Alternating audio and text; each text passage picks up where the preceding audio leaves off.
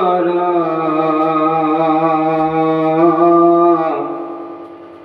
গুৰু হৰি ৰাম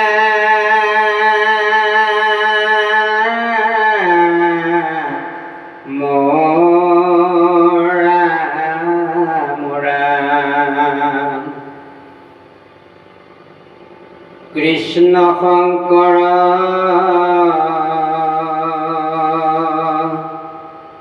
গুৰু হৰি ৰাম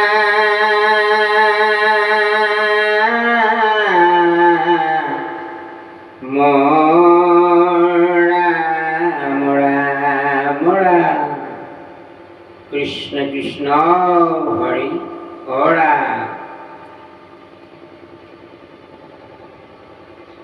ৰাম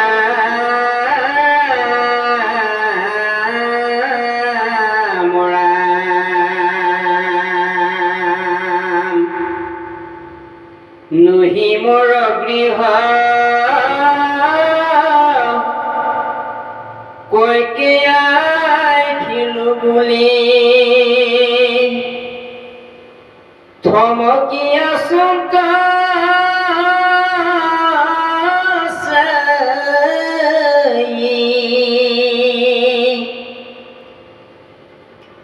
নৰ নদী গণা বিপ্লৱ বিহিল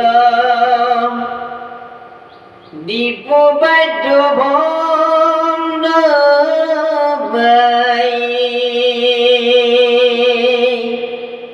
বিপ্লয় সেই ঠাইত থমকি ৰৈ চাই থাকিল চাই তেওঁ ভাবিলে যে এই মই কিবা নিশ্চয় গণ্ডগোল হৈছে মোৰ কিবা ভুল হৈছে কাৰণ এই মই যি ঠাইত আছিলোঁ সেই ঠাইটো নহয় কিবা ভুল হ'ল নেকি মই বেলেগ অইন ঠাইলৈ আহিলোঁ নেকি থমকি চাই থাকোঁতে তেতিয়া বিভিন্ন ধৰণৰ নৰ নাৰী গণসকলে প্ৰত্যেকতে বিপ্ৰ দামোদৰৰ ব্ৰাহ্মণীয়ে গোটেইখিনিয়ে বাদ্য বাজনা লৈ আৱৰি ধৰিলে বিপ্ৰ দামোদৰক আৰু আনন্দিত হ'ল বাদ্য বাজনাৰে পূৰ্ণ হৈ নাচি বাগি থাকিল তেতিয়া বিপ্ৰ দামোদৰৰ হতভম্ব ব্ৰাহ্মণে কেনেটো কথন তেওঁ ভাবিব ধৰিলে কি কাৰণত মোক এনেকৈ আৱৰি ধৰিছে কৃষ্ণ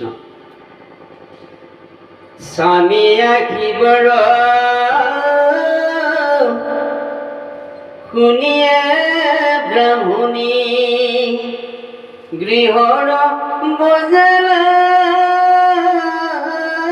ৰংগ সালংকৃত দেখি সহস্ৰ কবেৰী যোগনে ৰবিলা ভংগ সালংকৃত দেখি আচলতে সালংকৃত হৈছে কি বিয়া পৰৰ সময়ত যিটো প্ৰতিজ্ঞাবদ্ধ স্বামীয়ে দায়িত্ব ল'ব লাগিব নাৰীগৰাকীৰ আৰু নাৰীগৰাকীৰ দায়িত্ব ল'ব লাগিব স্বামীৰ তেনেকুৱা এটা অলংকৃত নাৰী এই প্ৰতিজ্ঞাবদ্ধৰ মাজত যিটো পাশত আবদ্ধ হৈছিলে এই তেওঁ আহি কেৱল কি কৰিলে আনন্দতে উৎসাহতে ব্ৰাহ্মণক কেনেকৈ আতিথ্য কৰিব কেনেকৈ যোগান ধৰিব কেনেকৈ তেওঁক শুশ্ৰূষা কৰিব এই কথাবিলাক ব্ৰাহ্মণে ভাবিব ধৰিলে ব্ৰাহ্মণেতো আৰু ধৰিবই পৰা নাই ইয়াৰ ৰহস্যটো কি দিব অভৰণে ভূষিতা সুন্দৰী যাহন্ত জেলনা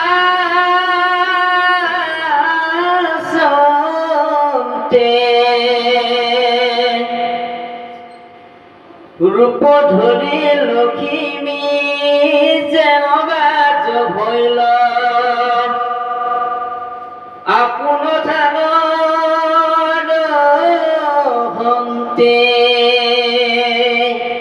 তেতিয়া বিপ্ৰদামৰে ভাবিলে নিশ্চয় লক্ষ্মী কিবা ৰূপত আহি মোক কিবা আচলতে যে কিছুমান ভেলকি বাজিনি লগাই যাদু মন্ত্ৰত, ঠিক তেনেকুৱা ভেলকি লগোৱা যেন ব্ৰাহ্মণে অনুশোচনা আৰু ভাবিব ধৰিলে, কিজানি মোৰ কিবা নিশ্চয় এইটো লখিমীয়ে মোক বাহানা কৰি কিজানি মোক প্ৰলোভন দেখুৱাইছে, কিজানি মোক কিবা এটা তত্ত্ব নোহোৱা কৰি পেলাইছে, ব্ৰাহ্মণে ভাবিব ধৰিলে। কিন্তু আচলতে ব্ৰাহ্মণ লখিমী বুলি ভাবিছে। তেনেকুৱা চাওক মানুহৰ জীৱনটো কেনেকুৱা সুখ আনন্দ, যদি ঈশ্বৰে যেতিয়ালৈকে নিদিয়ে তেতিয়ালৈকে মানুহে নাপায় বুলি কৈছে। যেতিয়া ঈশ্বৰে দিব নিমিষতে ঢালি বিকি দিব।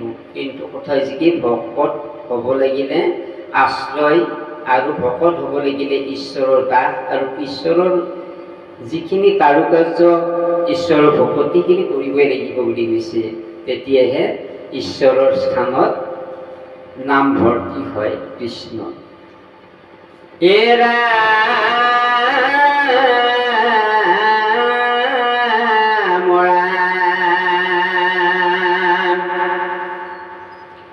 দিব্য নিষেধে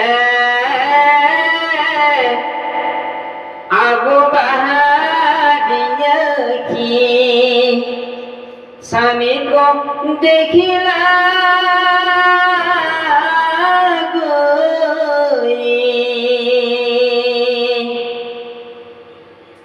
আনন্দে লুটক বজাই আখি মুদি থাকিলে থমকি ৰৈ।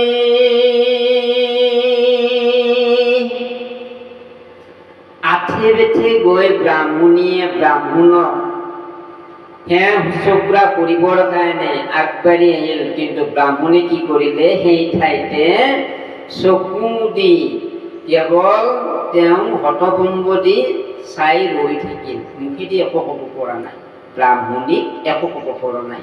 আৰু ব্ৰাহ্মণীৰ লগত অত্যন্ত ধুনীয়া ধুনীয়া নাৰীবিলাকো তেওঁৰ লগত সহযোগ কৰিছে।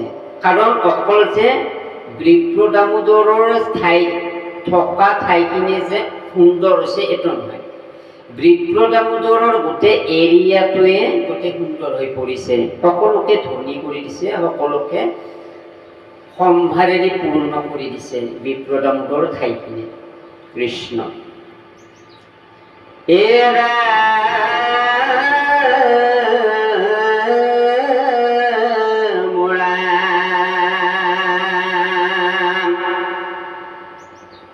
পতিক বুধিয়ে নমিলা ব্ৰাহ্মণী মনে ধৰিয়ালি গিলা কন্যগণে মধ্যে প্ৰশাসন্তী হাৰ যাবতি যে দেখিল।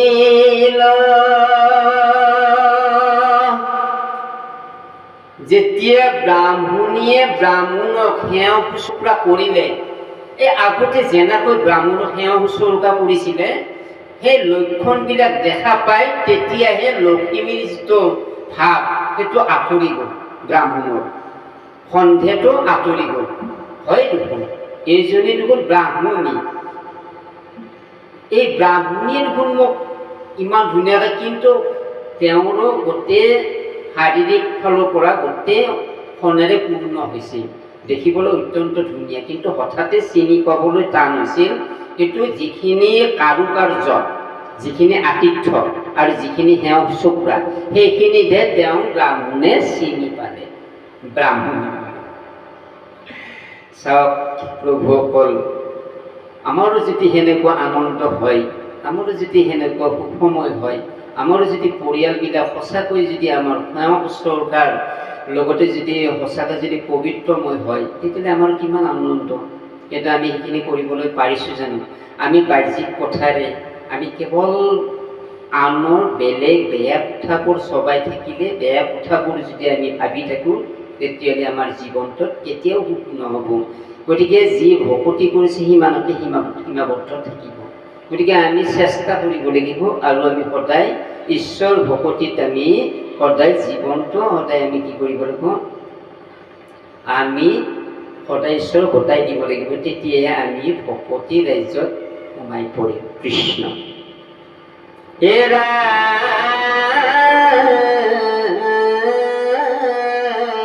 ৰাম হইলা মহপ্ৰীতি ভাৰ্যয়ে সহিতি একথাই হইয়া আছে পৰম আনন্দে পুখিলা মন্দিৰে দ্বিজবৰ দিব কাছে। হে প্ৰভু অকল চাওক,